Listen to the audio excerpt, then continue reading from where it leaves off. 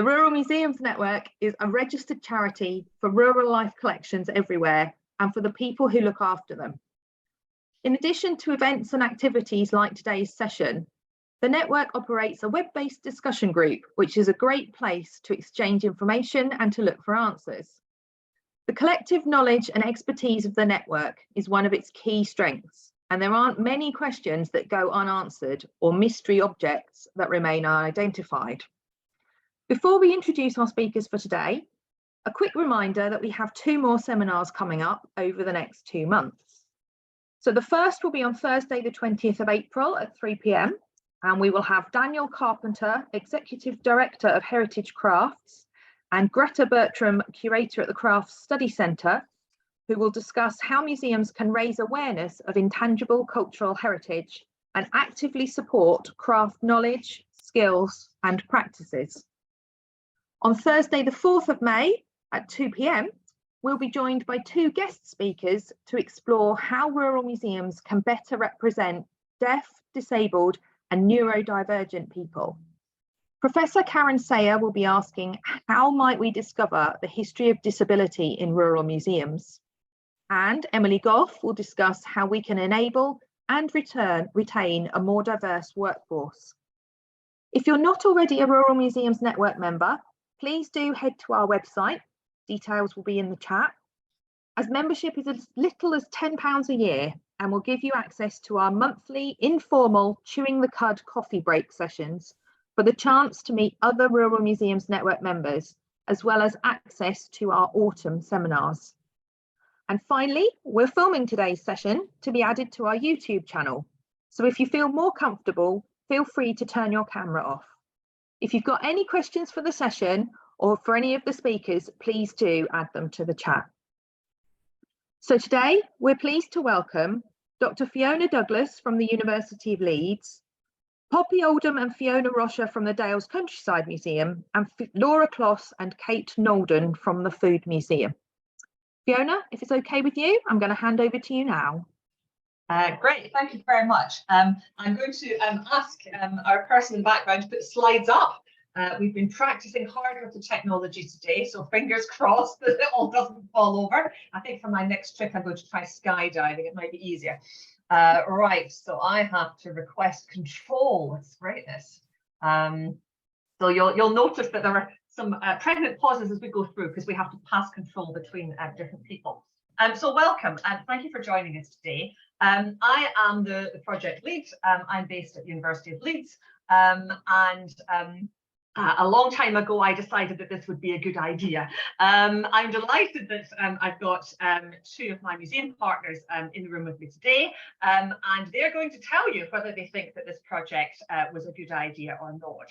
But my role is firstly to kind of set it up and tell you a bit about the collection that the project is based on, give you a little bit of a flavour of the sorts of stuff we've got, and then pass over to my museum colleagues, and then I'll explain a little bit more about what we're finding in our project thus far. So I will stop whittering and see if I can move the slides. It's a little slower than I would like at the moment, so I'm hoping it's going to move. There we go. Right. Some of you will know some of this already, but I'm based at the University of Leeds, and it's got a very long and quite a prestigious history of doing dialect research. And a lot of that feeds into the stuff that we're doing now. So back in 1946, Harold Orton and his colleague Eugen Diet, who was based elsewhere, devised this thing called the Survey of English Dialect. So I'm going to explain a bit more about what that is later on. But basically, they sent out 9 field workers. They travelled right across England, and the majority of this field work was done in the 1950s. We come to the 1960s, and then there was an Institute for Dialect and Field Folk Life Studies that was set up at Leeds. And then it just sort of sat about in cupboards. At one point, it was almost destined for the skip, I'm told, but it was rescued and catalogued in the early 2000s. And then I come along a bit later, and if you're trying to work out what that little picture is down the bottom, that's me trying very hard not to look terrified when we launched this on BBC Breakfast. So the Dialect and Heritage Project kind of sits at the end of this long history of dialect research at Leeds. This Leeds Archive of Vernacular Culture, it's a two-part resource. So there's the Survey of English Dialect stuff, all this stuff that was collected in the 50s, and then there's the Institute of Dialect and Folklife Studies. What does that actually mean that we have? Well, we've got 2,000 photographs, 900 plus audio recordings. The survey asked lots and lots of questions. It went to 313 places, and when it got there, it asked 1,300 questions. So there's 400,000 answers if you do the arithmetic. That gives us lots of things like word maps and pronunciation maps, grammar maps. I'll show you some of the word maps later. We've got field workers' notebooks, and we've got lots and lots of other things. So stuff on traditional life, home life, local occupations, beliefs, customs, witches, stones, pace egg plays, you name it, we've got it. So a really rich multimedia archive. This is the Survey of English Dialect map, and all those little dots are villages that they went to. So as you can see, they went right across the countryside, and they mainly were concentrating on rural areas. They wanted rural areas because they wanted to capture traditional dialect. So they were really interested in people who hadn't moved around too much, who spoke what they had considered to be traditional dialect of that area. As you can see, the field workers kind of split things up, and different ones did different parts of the countryside. We'll meet some of them in just a minute. And our 5 museum partners on the project, we've only got 2 of them here today, but 5 museum partners, 2 in Yorkshire, so the Dales Countryside Museum in Hawes, who are with us on the call, the Rydale Folk Museum up at Hutton Le Hole. We've got the Avencroft Museum of Historic Buildings in Bromsgrove, outside Bromsgrove in the Midlands, the Food Museum, who are with us today over in Stowmarket in Suffolk, and Wealdon Downland Museum, right down on the south coast. So we've got quite a good variety. These are a couple of the original field workers. So it was my privilege a few years ago to interview Donald Sykes on the left, and then later Michael Barry. I'm hoping I can get the audio to play because I can't actually see the button. So let's see if it will. You'll be doing Kent, Sussex, Surrey and the Isle of Man and a few other places. And he sent me down to meet Stanley Ellis, who was, of course, the longest lasting field worker that we had. He'd done more of it than anybody else. And he explained to me what it was like to go out with a recording book and a tape recorder and these things, and what I needed to do to live on the field, because you'd have to drive somewhere on a motorbike or in a car or whatever. And when you got there, you had to find somewhere to lodge and find some people who spoke the dialect. And he explained to me a few things. He said, don't go and see the local vicar because he didn't know the right kind of people. Sorry about that, but that's what he said. But he said, go and see the local village policeman. There's usually just one policeman in a village. Or you could go and see the lady who keeps the village shop. They're the ones who know everybody. And usually you'll find they'll point you to the right sort of people. And he said, you want somebody who's preferably lived in the village their entire life or very near it indeed. So that was helpful. He also gave me some practical help about dress. He said, you'll be travelling about, you'll have to get cheap lodgings.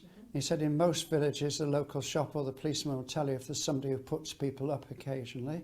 And I found that was true. And he said, you probably have to wash your own clothes. So he said, I'd get all nylon clothes so it dries overnight, right. Which it does, I learned.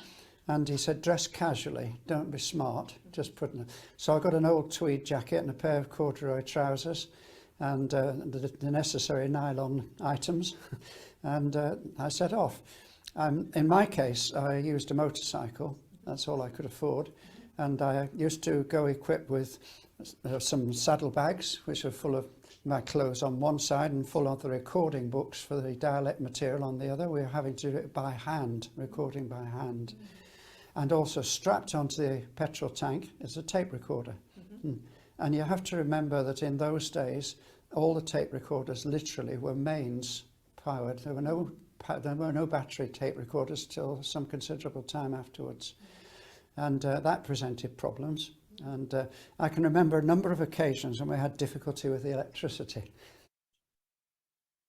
What Michael is not telling you quite in that clip is that he blew up somebody's entire electrical supply in their house. So they had quite fun on these field trips.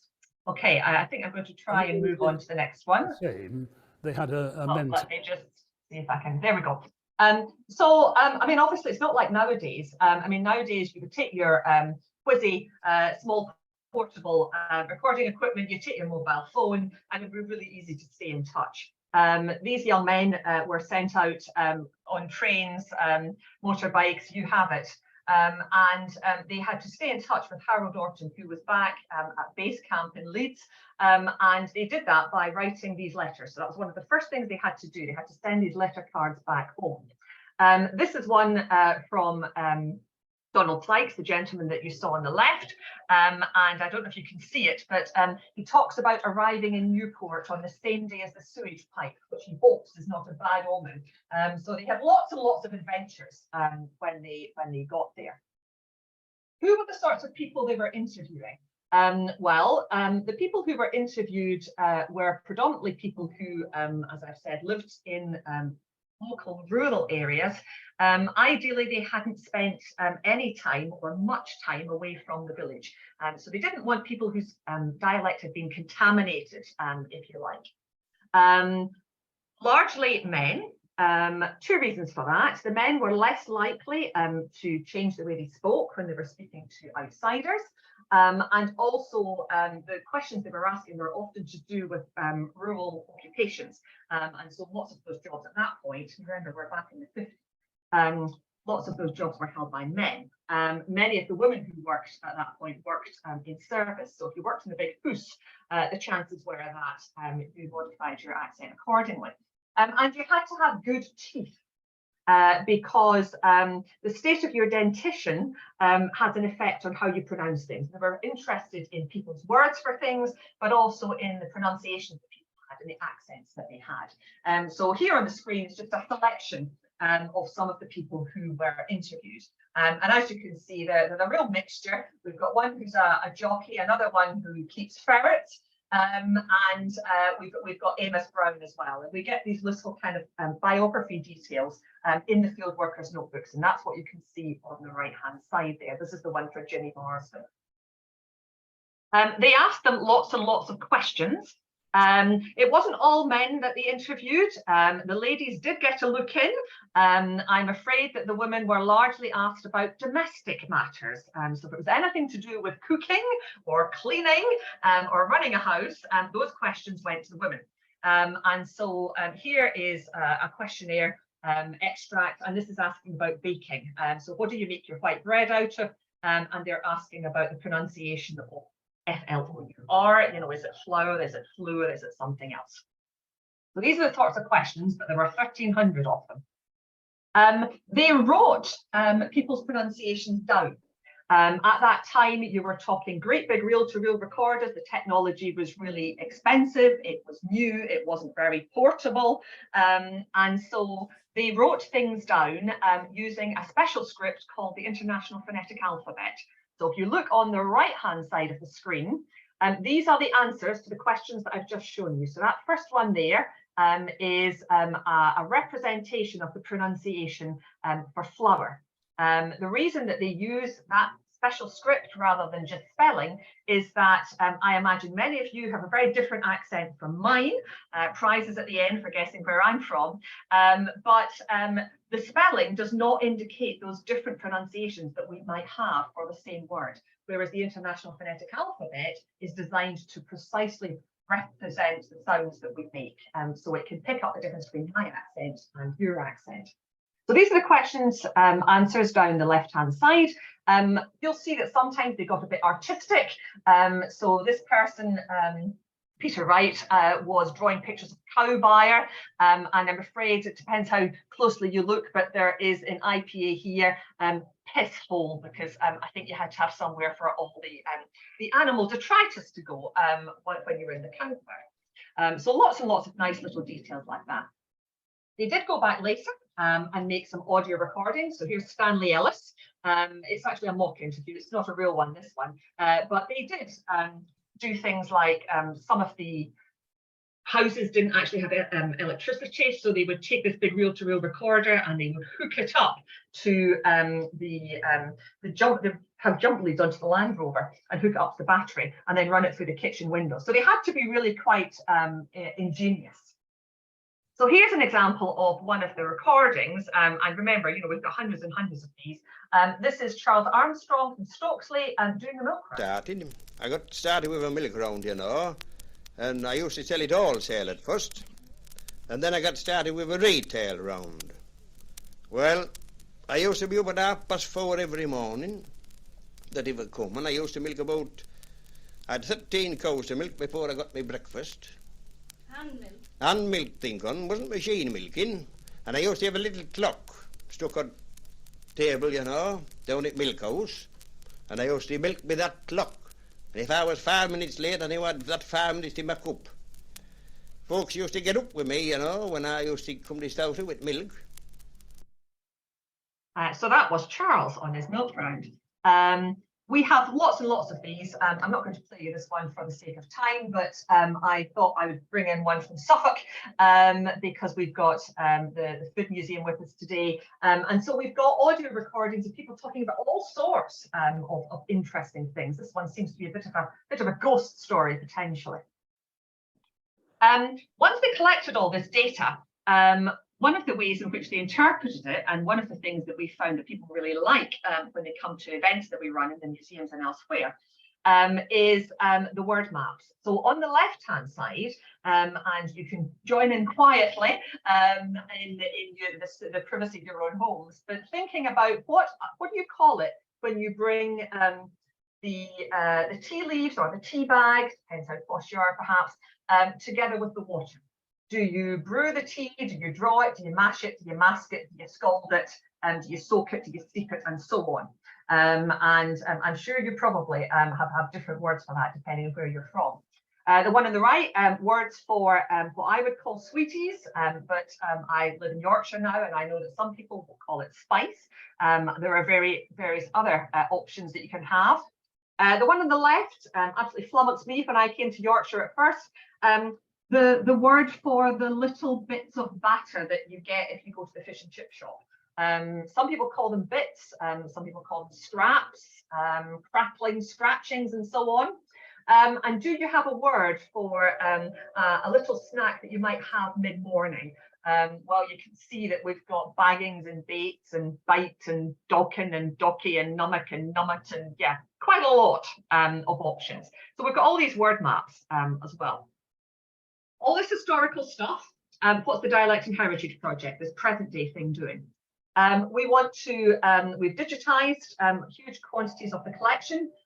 We are working with our museums to help us put it back out into the communities that it came from. I think it means much more there than it does sitting in a university library. We marry it up with the museum's collections. So we've got, you know, the kind of words and the language for the same sorts of objects and buildings as our museums have, and they're contemporaneous as well as thematically quite closely linked. So putting it back, enabling people to hear the voices of their ancestors. In some cases, you know, it's their grandparents. We're able to reconnect with the families who were originally interviewed. We know who they were. You know, so there's that kind of reaching back through time, which is quite important. We are also collecting present day research data. So we run a whole series of public engagement events. You're going to hear a lot more about that from the museums in just a minute. We're collecting about 140, I think we've got at the moment, new oral history recordings. We've got a project website. We've got some exhibitions happening at the moment. Both of the museums in the room have got exhibitions running at the moment, and there's stuff that is on kind of pop-up dialect displays. You name it, we have tried it. So we're trying to aim to attract all sorts of audiences, all different sorts of people. And I will shut up now, pass across to Laura and Kate, because they can tell you a lot more about what's happened in the Food Museum.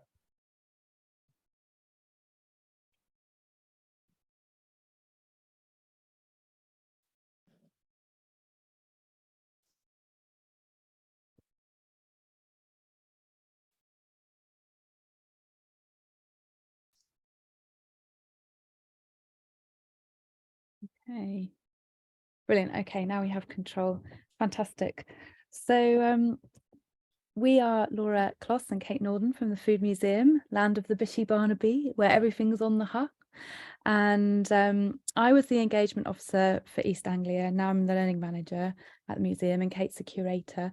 And we're going to talk through 3 of our highlights of the project: our Food Stories tour, the Stowmarket High project, and the In Your Words exhibition. Oh, we've gone too far. Thanks, Laura. Hello, everyone. So we combined the Dialect and Heritage Project funding with Esme Fairbairn funding, and this enabled us to develop our rural touring exhibition called Food Stories. The exhibition explored and celebrated regional East Anglian food production and dialect. And the centrepiece was a table that you can see on the left-hand side of objects from the museum's collection, linked with recordings from the Survey of English Dialect. So people could put on their headphones and have a listen, but then also kind of view the objects on the table as well. And here's a picture of Anita and Ingrid, a couple of our dialect volunteers, enjoying one of the recordings that they made for the project. Alongside the table, we also had a dialect area. So this kind of gave people the opportunity to fill in dialect surveys and postcards, listen to some of the other recordings from the area that hadn't kind of made the cut onto the table, and also kind of look through the dialect books and games that we had. And then a third and final area, we had a recipe kind of stand where we were collecting, as the tour went around, collecting recipes that were kind of meaningful to people, and I'll talk about that in a moment. We went to 20 rural locations, and 9 of those were actually Survey of English Dialect villages. We utilised kind of village halls and churches, historic houses, agricultural shows, and other museums to put our display in. And so this kind of really enabled us to take the museum out to harder to reach kind of communities, people that weren't kind of usually able to get to the museum. And over the duration of our tour, we had 2,385 visitors. So we were really pleased about that. And we had lots of lovely conversations with people. Can you move on to the next slide? Thank you. So the concept started when we kind of spoke to a gentleman in Norwich who recorded his grandfather saying, "Butter your toast up to the baulk." And a baulk is an East Anglian dialect word for a ridge between the furrows in a ploughed field. But in this instance, he was actually referring to a bread crust. So this little saying kind of invoked an important connection with the farming heritage of the man's grandfather, a link to food, but also the strong East Anglian kind of sense of identity through the use of dialect. So when planning the exhibition, we selected some of the SED recordings, but then we also added in 2 new dialect and heritage recordings that focused on food and paired them with objects in our collection. So it gave us an opportunity to also get out objects that we hadn't been able to display for, well, either forever or a long time. And each table setting explored a different area. So we had baking, dairy, fish, meat, fruit and veg, and feasting. And yes, so these were all kind of displayed on the table to kind of give a sense of like having conversations around the dinner table and that social aspect of eating. And we did actually find that lots of people kind of, after they'd listened to recordings and talked about the objects, they would just sit and chat and reminisce for a while, which was really nice. We had some great recordings with dialect words. So Priscilla Savage spoke about making sparrow soup with swimmers, which are floating dumplings in Norfolk. And then George Metzen talks about beavers, which is a snack provided to harvest workers. And you might want to just put your sound up a little bit, but Laura, can you play the recording we've got there? Yeah. Did they have a great deal of horse ploughing then? Oh yes, there was all done by horse ploughing. They used to go at 6 o'clock in the morning, and they used to come in at 10:30 for beaver, and they used to leave off at 2:30 in the afternoon, and then they had the rest of the day to finish the horses up and bed them up and clean them up. And then so we were able to pair that with this amazing photo that we've got on the right hand side of a party of farm workers having their beavers. So it gave us lots of opportunities to get out some really amazing objects. Pass over to you, Laura. Yeah. And we really couldn't have done our exhibition tour without collaborating with the community. So here are lots of nice photographs from the people we met along the way who helped us put on our exhibitions. The most successful events on our tour were with partners that really understood the project and understood it for the benefit for their community. We collaborated with WI groups to provide tea and cakes, local history groups who displayed exhibitions about their village life that complemented our exhibition, and then also local businesses such as the Rural Coffee Caravan who would reach out to local isolated people. And these collaborations helped us bring the community together and provide a welcoming space where people could stay and chat for a few hours. As Kate said, they would fill out a dialect survey, engage with the heritage of the exhibition, have a tea and coffee. And so, yeah, the best thing that was the table, and we sat round and we would talk. And there's a picture of me here with the WI from Galbaldersham. I started talking to them about the Norfolk dialect word for sweets, cushies, which none of the ladies knew. But actually it sparked an amazing conversation about the old sweets shop in Galbaldersham, which was, they told us that it was run by Mrs. Chillingworth, who they remembered fondly, and her famous Arrow sweets and lemon ice. And I'm going to hand back to Kate. Yes, so recipes. So yeah, we collect lots of recipes on the tour, and you can see our recipe wall on the left hand side, and it grew and grew, and it was double-sided, and it got a bit unruly after a while, but it meant we were able to collect so many great recipes. So we asked people to fill out the postcards that you can see here with recipes that were like meaningful or like their favorite recipe. We didn't give any specifics really, and we ended up kind of collecting a real array, but I would say like most of them, we had a lot of kind of older recipes that we hadn't heard of before, like frumity on the top right there. But then also lots of like meat related recipes and cakes. So I don't know, they seem to kind of stick in people's mind a little bit more. And people reminisced about kind of memories of cooking or baking with their parents and grandparents. A number of them also turned out to be dialectical, which was great. So such as pork cheese, which is the dialect word for brawn, and it's not cheese at all, it's actually pork meat set in jelly. But we had lots of people in Norfolk telling us all about it. They seem to be very proud of it up there, and they also mentioned about a secret recipe that we weren't able to get our hands on, unfortunately. These cards kind of gave us a dual purpose, because on the back of them were then able to collect kind of evaluation information. So it gave us an idea of who was writing out the cards, the age of them, where they lived, and how they found the exhibition. So we've kind of not only got this great archive of recipes that we want to do lots of things with in the future, but we've also got this kind of really good idea of how people found the exhibition, and it went down really well, and I think it's something we definitely would like to do again.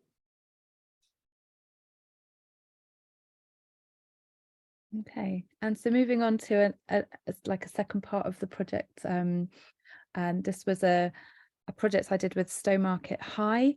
As the engagement officer, I really wanted to work with a group of young people, so I had more young voices as part of the project.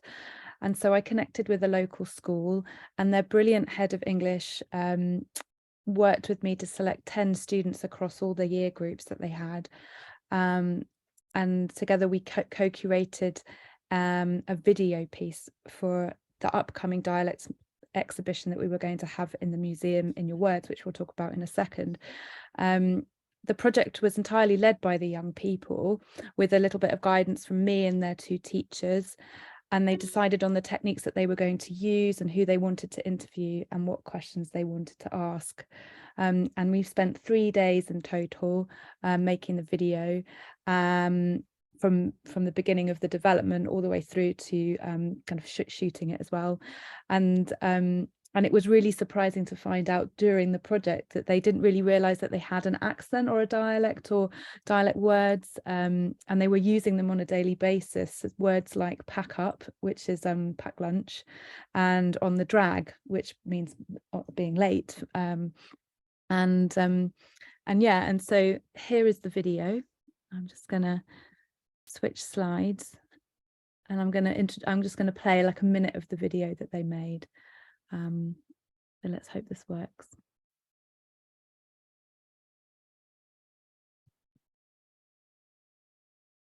We just need to switch over to another screen.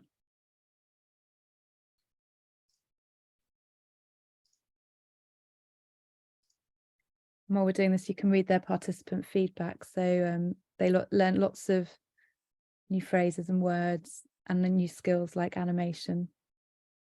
Here we go.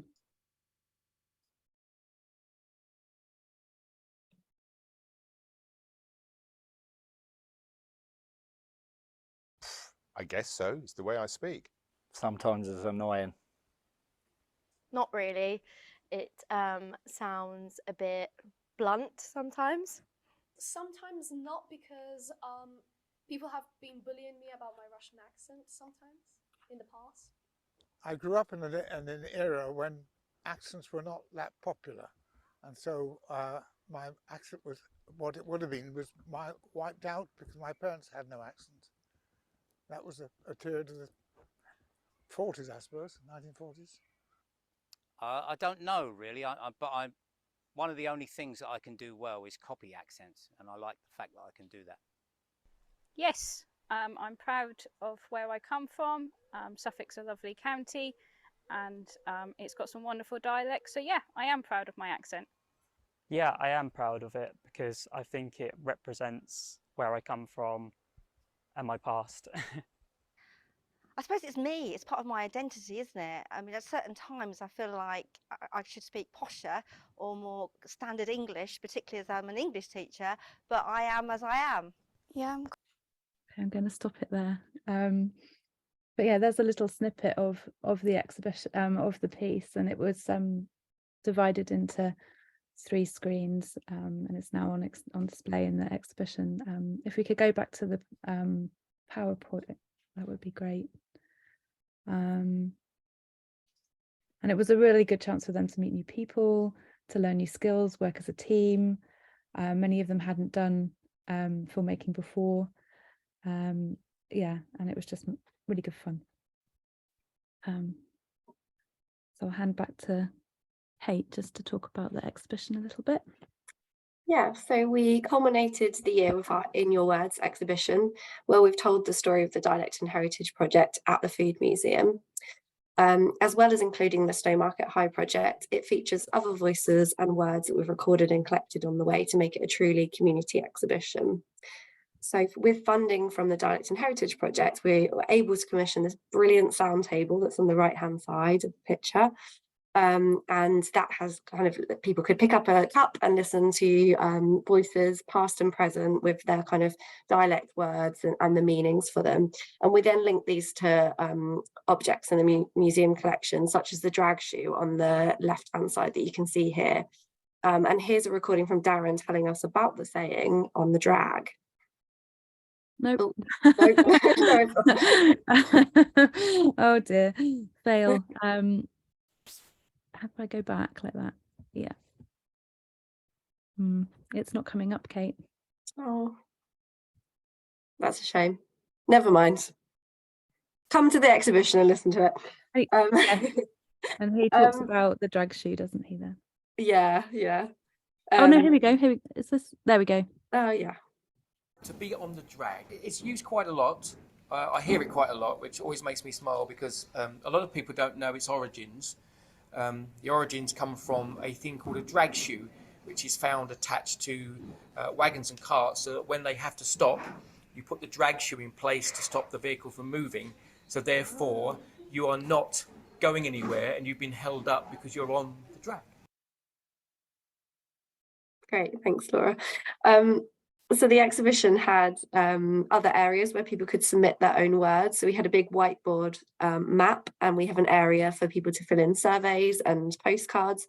So although the exhibition is kind of showing what we have collected so far, it's also still part of the active research as well. And then another part of the exhibition looks at the original SED recordings and the descendants of those individuals that we were able to find and record as well. And I'll pass over to Laura to talk about that part. Yeah, and so I wanted to just highlight one family that we met along the way. This is the Hammond family. We met them in Tillingham in Essex when we were touring around, and they're relatives of Harry Hammond, a saddler who was interviewed in 1961 by Howard Bernstein. And they provided us with this amazing photograph of him as a child working. And Tracy, the youngest of the three in that photo, she also works with horses. So there was this brilliant synergy there. But there's not many photographs in the collection of the informants. And so this was a really rare treat to see the people see him. And Howard wrote in his response book that Harry was very eager to help, and he described a cure for whooping cough, which I thought I'd share.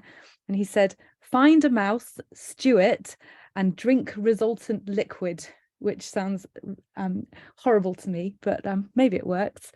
And what was really interesting about that, the three generations had different very different kind of connections with their dialect, very different opinions, and Jessie had a lot of the really old words, so she was one of the only people who was able to recall beaver, the word beaver, and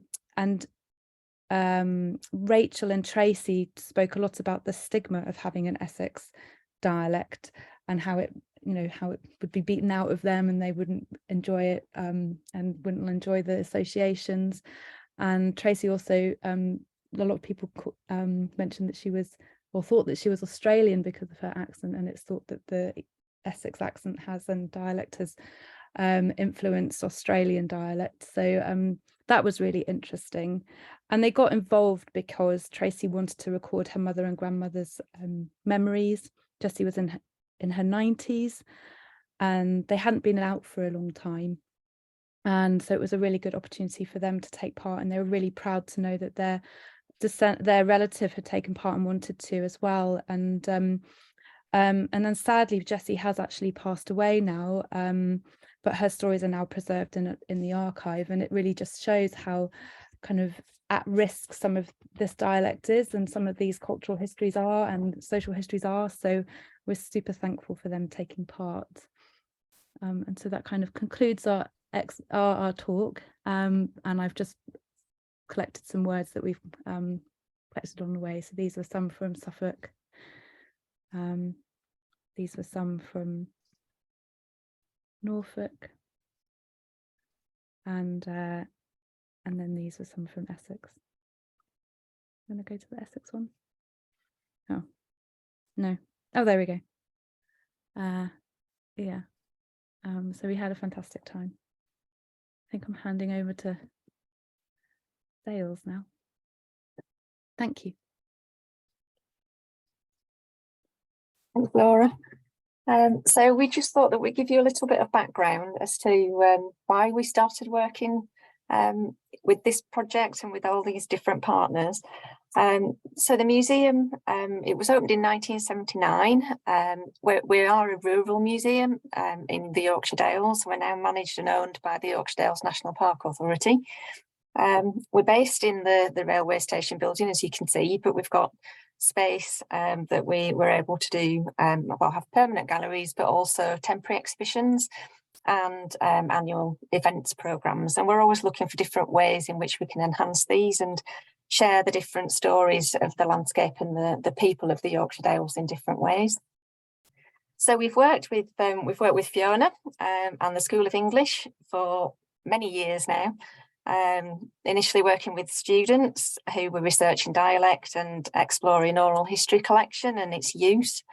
And the In Your Words project really for us has been a really great opportunity to build on this, to work in partnership with other organisations, other individuals in relation to dialect and heritage, and to build capacity within our team. It's been fabulous being able to employ an engagement officer, and also for the engagement officer to be able to build the volunteer team. So it's given us extra capacity to do new things. You've seen from Fiona's bit of the presentation. The archive is absolutely fantastic. Just amazing material within that. And the fascinating thing, I think, for us through the project is that we've really discovered how interlinked the work of our founders at the museum, how their work was really interlinked with some of the field workers who were coming out from Leeds University in the 1950s and 60s. So it was around this time that Mary Hartley and Joan Ingleby were exploring the Yorkshire Dales. They were researching a way of life and collecting objects from farms and workshops and sales. And this move to collecting physical artefacts really built on an earlier collaboration that Mary had had with Ella Pontefract. And she was gathering the recollections of people, customs and events for this beautiful book that you can see in the top corner there, Swaledale. And the pioneering work of those three women really prevented both the intangible heritage and then the tangible heritage from leaving the Dales. And it's that connection through with the material at Leeds that's really been key for us. And we've seen that that's been captured in different ways, and obviously within the Leeds collection, so many different ways. So for us, the project, in your words, it's enabled us to build on their legacy, on the legacy of Mary, Joan and Ella.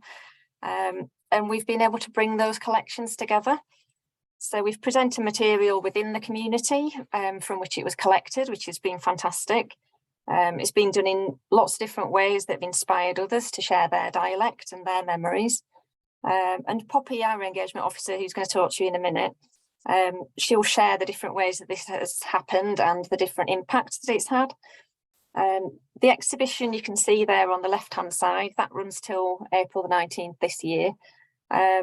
And we've had some really lovely feedback, and one of the really lovely things is that people are starting to leave feedback in dialect. So that's really nice. Each aspect, it really complements the other. So we've got the objects in there, and we've really been able to add interesting little snippets and personal insights into those objects and what they're about and why they're there. Albert, who you can see in the middle there, absolutely amazing 94-year-old who's passionate about dialect, has collected words and has written poetry and all sorts. And that's been a connection that we wouldn't have had without this project. So we've now got that lovely connection with him, and that's been the same with lots of other people in the community. Really, also the key thing for us is that we've been able to create a podcast series with a freelance journalist, Andrew Fagg, who is the media officer for the National Park part-time, but we've employed him as a freelance journalist. And that's been a way that we've actually been able to share lots of that material and material that's also been collected in a new way and to reach new audiences that otherwise we wouldn't have been able to connect with. And then this just shows a little bit of the exhibition as it is now. We've been able to borrow some material from Leeds special collections that you can see in the case there. And again, that relates directly to the collections that we've got within the museum, and some of which, as Laura and Kate were saying, we've been able to bring out for the first time.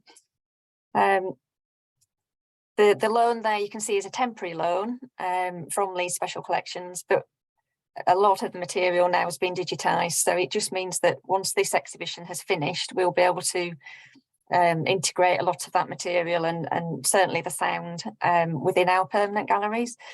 So it means that we can make much longer term use of everything that's come out of the project. And the key thing for us, I think, also is certainly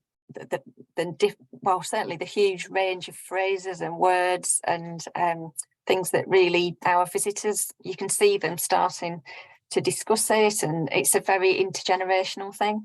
It's not something that people sort of look at in isolation, it always generates conversations. So through the project, we've been able to work with lots of different partners. We've been able to share voices, memories, collect dialect, and really bring a new perspective to the presentation of our collections, which has been key for us. We've been able to reinterpret objects and most importantly, perhaps to place a value on the dialect and heritage of the area, to give it that real significance and, as I say, to start new conversations. So I'm going to pass over to Poppy now and she's going to share the various ways in which we've connected with our local communities. Hi everyone. Yeah, so just through existing museum connections that Fiona and the staff have had, we've been able to kind of foster new relationships with people in the community, as Fiona's kind of already kind of emphasised. But we've also been able to connect with descendants who are connected to the Leeds Archive of Vernacular Culture in some way. So across the Yorkshire Dales, we've been able to capture oral histories. So their families might have taken part in the Survey of English Dialect in the 1950s, or they might have actually been photographed personally by Werner Kissling in the 1960s, as they might have been children or like kind of children at the time. So Eleanor on the right-hand side, she was actually photographed personally. She was encouraged to wear her grandmother's clothes and put the clogs on. And she does remember very well Werner Kissling, the photographer, visiting her rural community. They all took the day off work, and they all took the day off school, and she sat with her school friends while her mum, which is photographed next to her, Anthea, brought the drinkings. But yeah, so they were watching because Werner Kissling, the photographer, made good friends with her dad at the pub, and together they recreated a traditional sheep wash. So I'm just going to share that in the chat so you can watch it later. That it's really fascinating. And then also on the other side is Cal Weatherold. So her grandfather, Thomas Weatherold, he was interviewed for the Survey of English Dialect. I did have a little bit of audio of Cal, but unfortunately it's not playing. Yeah, I do think if you go onto the podcast series that I've also shared on the chat, you'll be able to get a really good understanding of the kind of oral histories we've captured now. But yeah, it was really important for me and the volunteers who we trained to carry out these oral histories that we actually enabled like a diverse range of stories to be captured. So yeah, the archive, as Fiona mentioned, is a bit of a sign of the time, and we realised that the more that we looked, it didn't really prioritise this in the same way that we wanted to capture the stories and words of like women, of children and young people, and also the various diverse communities who live in the area. We wanted more stories in the LAVC and our museum. Rather than just old kind of white farmers, we kind of wanted more than just women being celebrated as great cooks. Yeah, so yeah, we took real delight in kind of listening to these stories and in most cases recording these. So stories of artists, traditional makers, independent businesses, really kind of popular charitable figures in the district who have done a lot of fundraising, even like refugees who had kind of recently resettled into North Yorkshire, and just young people living in the region. I think my youngest oral history was a little boy called Frank, who was 13, who did one with his grandma. But there was so much potential in the oral histories, and every volunteer I know took a lot of pride and a lot of joy in enabling each and every one of these stories to be told. So I'm going to play this video. Bear with me. Snap! No, it's damn it! Snap! That's my doorbell. I'm very sorry. One second.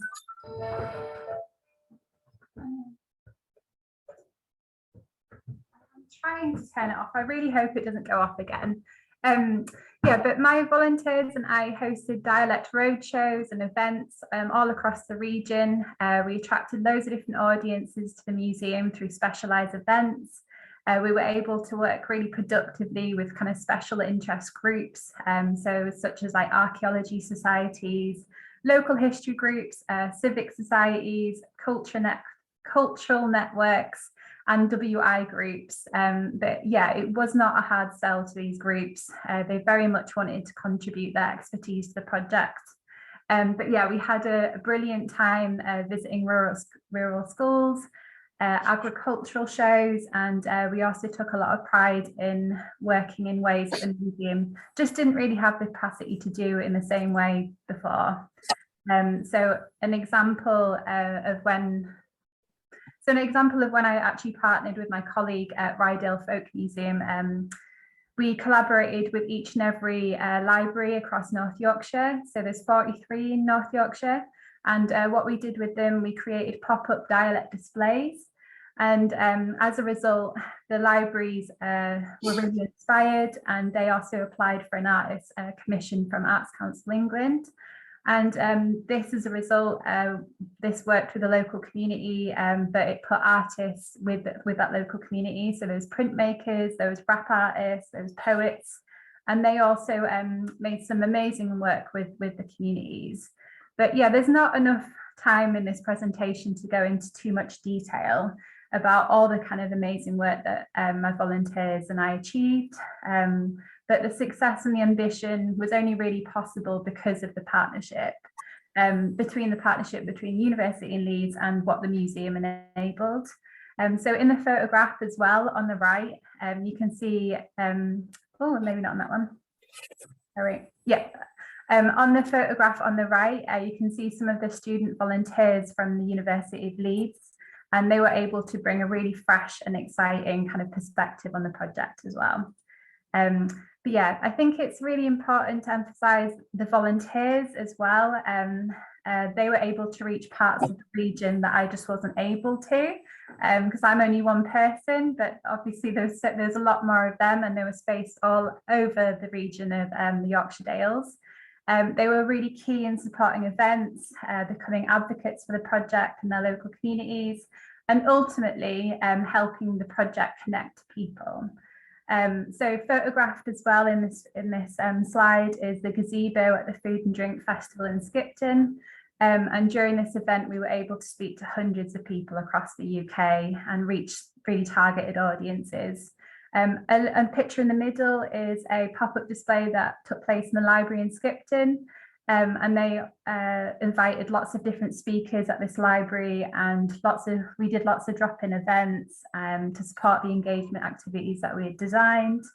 And finally, this is Sally, who came with us and must have made hundreds of dialect badges that day. But this was during a Countryside Days event in Harrogate, which is where the video that you saw earlier came from. I think we worked with about 8 schools over the course of 2 days. So yeah, it was madness. But yeah, that's it for me. And thank you so much. I'll pass back on to Fiona. Thank you. As you can see, our museum partners and the volunteers did lots and lots of wonderful work and got the stuff right out into communities in a way that, you know, a university working on it never could. And we had fun too. You know, you saw dialect snap. We also had dialect dominoes. We had dialect jigsaws. You know, you name it. We're quite happy to give it a go. It's important for us that people actually have fun when they come to our events. So what do we get out of it? I mean, I think there's a great big long list of things, many of which I think the museum partners can talk about much more authoritatively than I can. But I think we really want to emphasize a kind of shared knowledge and ownership. You know, people were really generous in sharing their dialect with us. We asked them questions to a survey. I'll show you a few results in a minute. But really for me, this kind of material, it belongs with the communities that it originates from. And I think it's really important that we give them the historical stuff, but we also, once we've gathered the present day stuff, we'll be analysing that and we'll be giving it back to communities as well. We are not about locking stuff up in university libraries. We are celebrating the diversity of dialect and heritage that we find, and it was incredibly diverse. People say that dialect's dead. Well, I don't think so. Working with all sorts of different people. And I think there are those kind of benefits you might not think of. One of our museum partners met a man who hadn't been out since COVID, and he came along I think it was Poppy, talked about this really movingly at a talk that I was in with her earlier. And this man came along and he was encouraged to come because it was about dialect, and he hadn't been out in 2 years, and we gave him a reason to go out and to socialise again. And I don't think you can put a price on that kind of thing. One of the things we're really keen on is that there is legacy left behind. So Fiona talked about the ongoing benefits for the museums, and I think that's really important. We don't want to just parachute in and parachute out again. So we try to leave a legacy, and part of that is about training up volunteers so local people can do it for themselves. I'm trying to move on to the next slide. There we go. We've had lots and lots of media coverage. This was our last launch. I asked the press office and they told me that in the last 12 months, they reckon we've reached 4.6 billion. I mean, don't ask me how they count the figures. But it's been really helpful for us. When we went live, initially we were supposed to have 2 years out in the community, but like many other projects, COVID made life very difficult. And so we had really 6 months concerted time in museums. Within 24 hours of going live on our website, which allowed people to fill in the survey online, we have paper copies as well, we've reached 1,500 results. You can't dream about getting that otherwise. We've got about 8,000 survey results and counting, but we've gone all over the world. So there's the local, the national, but also the international. Just to give you a flavour, I mean, some of these numbers have gone up since the last time I did them, but in 6 odd months, we did 200 events, we did one-to-ones with 18,000, and then there was all the North Yorkshire Library stuff. We've got about 120, I think it's probably up 140 now volunteers, and you can see that we have a variety of different types of event that we ran, but each of those big numbers relates to individuals, and I think that's the thing that's really important with this project. It affects people and connects with people on a really individual basis. Just to give you a little flavour of some of the stuff, we're just starting the analysis now. So we asked people across the country what their words were for hedgehog. As you can see, there are quite a few that I didn't know. We ran this one on Valentine's Day recently. We asked people what their words were for someone who is attractive. We took out all the rude ones, but as you can see, there's some quite interesting variation there. We've also done this type of analysis, and we'll continue to do this for each of our museum partners. So, with a kind of 20 or 30 mile radius, depending on what the museum tells us is interesting to the people who come to visit them, we try to give them kind of targeted content, because it's really important to us that this is not a one-size-fits-all. So you can see on the Huh, which means askew, which we did for the Food Museum, and slippery, which we did for the Dales Countryside Museum. We asked people about any other words they want to tell us, so we're quite accommodating for anything else people want to throw into the mix. You can see polywashing came up quite a lot. There's clearly some Scots in the mix, because shrugally is a word that I've got. So we've got lots and lots of really rich data that we're just starting to analyse. So people can explore the collection, they can contribute to the dialect research online through the website. We're continuing to add to the website as we go along.